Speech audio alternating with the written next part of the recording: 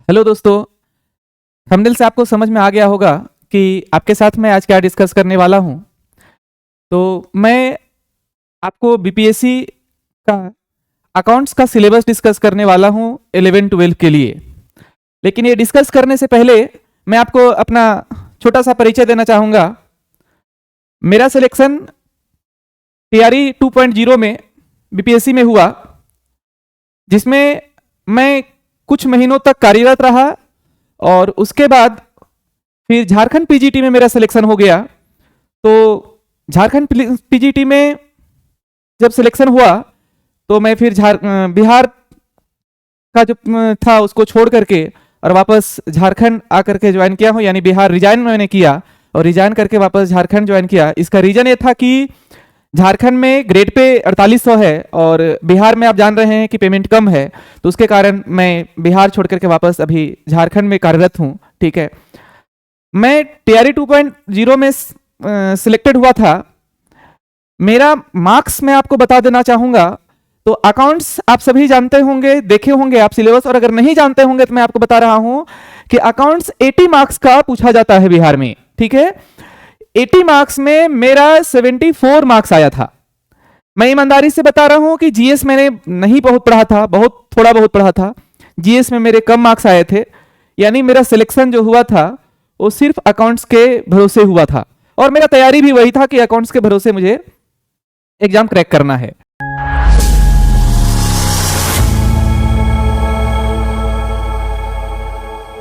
जानते हैं कि बिहार का सिलेबस जो है वो कहीं बताया नहीं गया है। ठीक है, लेकिन अभी जो हम आपको सिलेबस बता रहे हैं, ठीक है, ये कोई आयोग का सिलेबस नहीं है।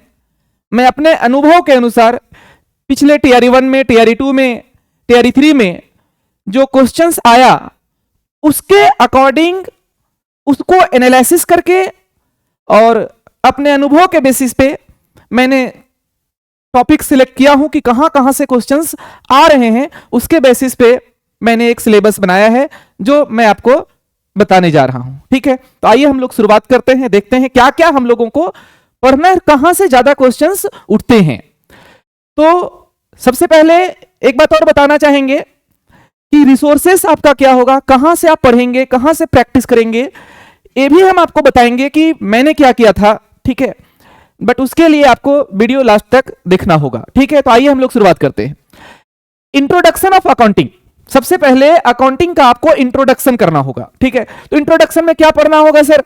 तो इंट्रोडक्शन में आपको बुक कीपिंग के बारे में पढ़ना है, अकाउंटिंग का मीनिंग पढ़ लेना है, अकाउंटिंग साइकिल पढ़ना है। इसको थोड़ा सा अच्छे से पढ़ेंगे, अकाउंटिंग साइकिल को। ठीक है, और बुक कीपिंग थोड़ा सा अच्छा से देख लेंगे।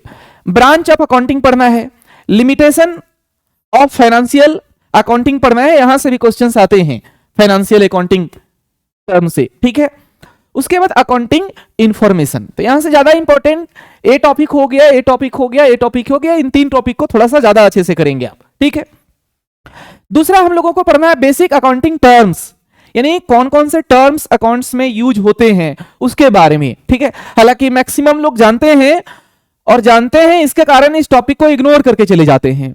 तो अगर आप जानते भी हैं तो मेरा सजेशन रहेगा कि कुछ क्वेश्चन जरूर प्रैक्टिस कर लीजिएगा इसका। ठीक है, क्योंकि हम लोग जानते हैं कि एसेट्स क्या होता है, लायबिलिटी क्या होता है, एक्सपेंसेस क्या होता है, इनकम क्या होता है। ठीक है, जानने के बावजूद भी जब एग्जाम में क्वेश्चंस आता है तो ऑप्शन देखने के बाद हम लोग कंफ्यूज हो जाते हैं, वो परेशान करता है ऑप्शन हम लोगों को।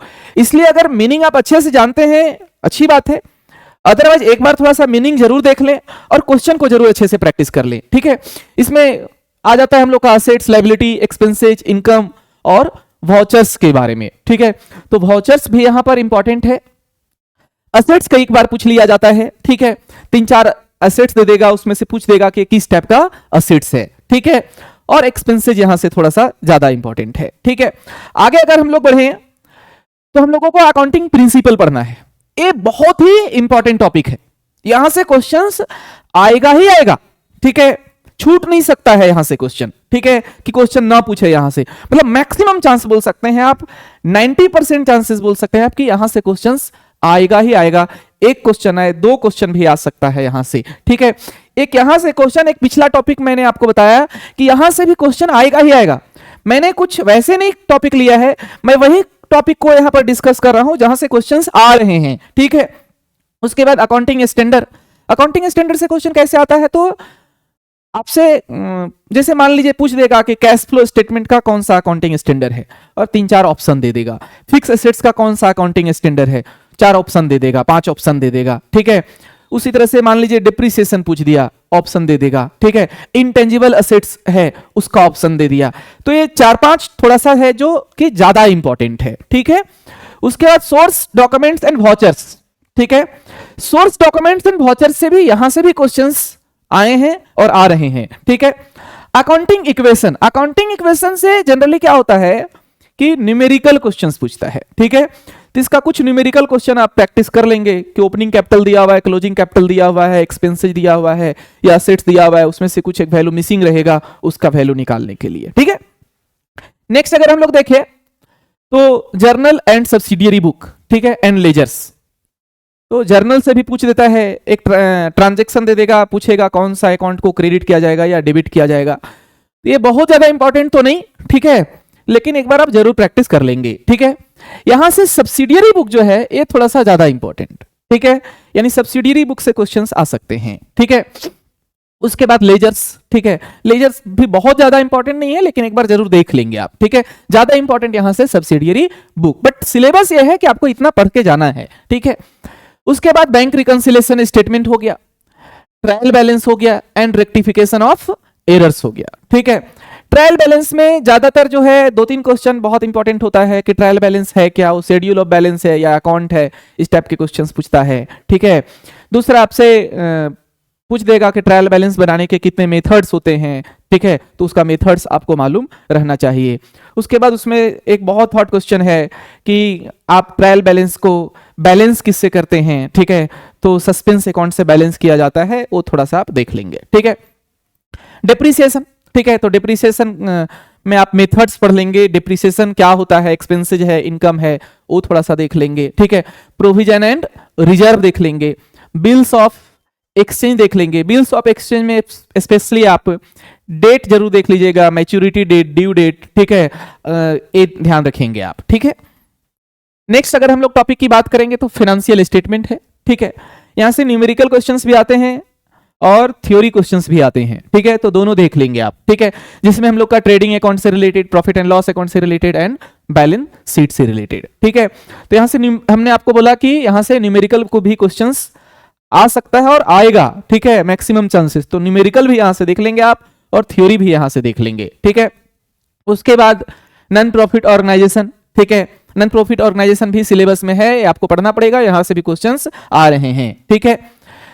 उसके बाद हम लोग अगर बात करें तो पार्टनरशिप, ठीक है, तो पार्टनरशिप में फंडामेंटल हो गया पार्टनरशिप का, एडमिशन ऑफ पार्टनर हो गया, रिटायरमेंट हो गया, डेथ हो गया एंड डिसोल्यूशन ऑफ पार्टनरशिप हो गया, ठीक है, तो ये आप देख लेंगे। उसके बाद valuation of goodwill and valuation of shares, ठीक है, यहां से भी न्यूमेरिकल क्वेश्चंस आता है, स्पेशली वैल्यूएशन ऑफ गुडविल से, ठीक है, मतलब प्रोबेबिलिटी रहता है कि न्यूमेरिकल क्वेश्चंस आ सकता है, थ्योरी क्वेश्चन भी आ सकता है, ठीक है। आगे अगर बात करेंगे हम लोग तो ज्वाइंट वेंचर्स, ठीक है, एंड कंसाइनमेंट, ठीक है, ज्वाइंट वेंचर एंड कंसाइनमेंट हम लोग देखेंगे, ठीक है।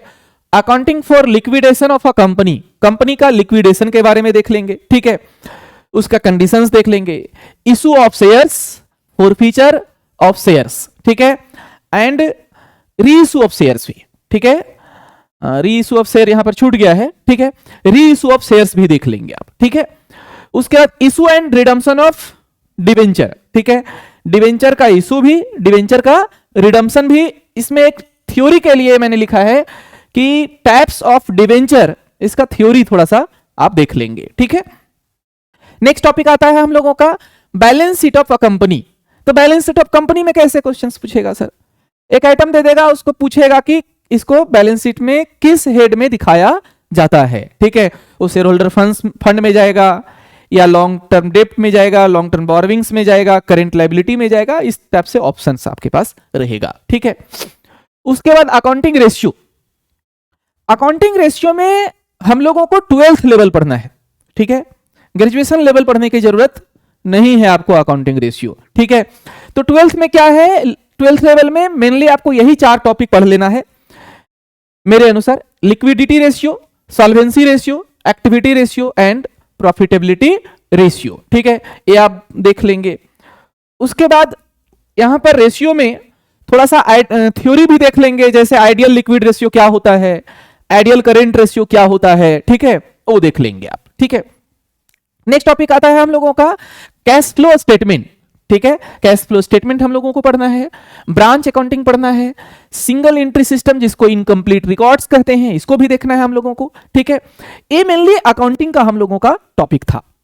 उसके बाद कुछ कंप्यूटर से रिलेटेड हम लोगों का क्वेश्चन पूछता है, जो कंप्यूटर और अकाउंटिंग में का जो कॉम्बिनेशन होता है। ठीक है, तो कंप्यूटर इन अकाउंटिंग, यानी अकाउंटिंग में कंप्यूटर का क्या यूज है, कैसे यूज होता है, वो आपको थोड़ा सा देख लेना है, आपको मिल जाएगा 11th-12th का किताब में। उसके बाद अकाउंटिंग इंफॉर्मेशन सिस्टम, ये भी आपका कंप्यूटर से ही रिलेटेड है। ठीक है, उसके बाद डेटाबेस मैनेजमेंट सिस्टम। ठीक है, डेटाबेस मैनेजमेंट सिस्टम देख लेंगे और अकाउंटिंग एप्लीकेशन देख लेंगे। ठीक है, तो ये हम लोगों का टॉपिक था कि क्या क्या हम लोगों को बेसिकली पढ़ना है, यानी मेनली यही सिलेबस है। अगर ओवरऑल सिलेबस का समरी अगर बोला जाए तो मैं आपको बताऊंगा कि 11th और 12th क्लास का अकाउंटिंग, यानी 11th और 12th क्लास का पूरे अकाउंट्स को पढ़ लेना है, कोई चैप्टर कोई टॉपिक वहां से हम लोगों को नहीं छोड़ना है। ठीक है, अकाउंटिंग स्टैंडर्ड केवल याद रखेंगे कि इंडियन अकाउंटिंग स्टैंडर्ड केवल देख लेंगे। ठीक है, इन एस हम लोगों को देखने का जरूरत नहीं है। ठीक है, बाद बाकी पूरे अकाउंट्स को आप एक बार गो थ्रू कर लें, पूरे अकाउंट्स को एक बार रीड कर लें। ठीक है, पूरे 11th का अकाउंट्स, पूरे 12th का अकाउंट्स, और कुछ चैप्टर जो है वो जो लोग बीकॉम पढ़े होंगे, ठीक है, और नहीं अगर पढ़े होंगे तो बीकॉम का पार्ट 1 जो होता है, सेमेस्टर 1 जो बेसिकली होता है, उसमें से कुछ चैप्टर है। ठीक है, और कुछ चैप्टर जो है जैसे आप बोल सकते हैं कि लिक्विडेशन ऑफ कंपनी हो गया। ठीक है, तो वैल्यूएशन ऑफ शेयर्स हो गया, ये आपको बीकॉम का पार्ट 2 का बुक में मिलेगा। ठीक है,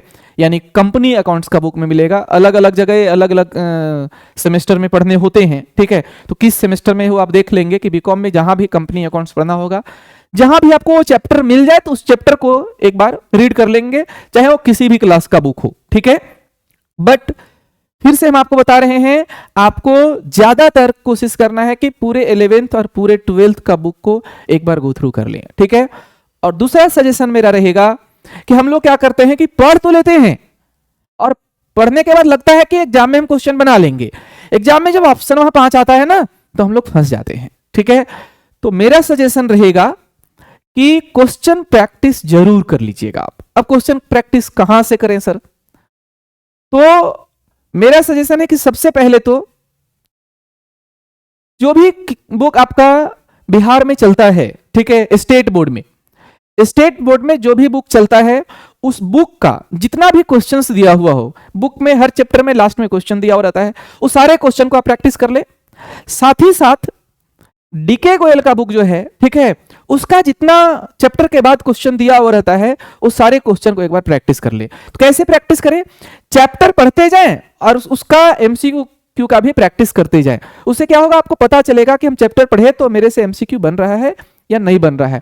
अगर आप इतना कर लेते हैं तो मैं आपको बता रहा हूं कि आपका सिलेक्शन निश्चित हो जाएगा। ठीक है, तो ये था हम लोगों का सिलेबस। ठीक है, तो यही डिस्कशन आज मेरे को करना था। थैंक यू आप सभी को इतना देर देखने के लिए, धन्यवाद।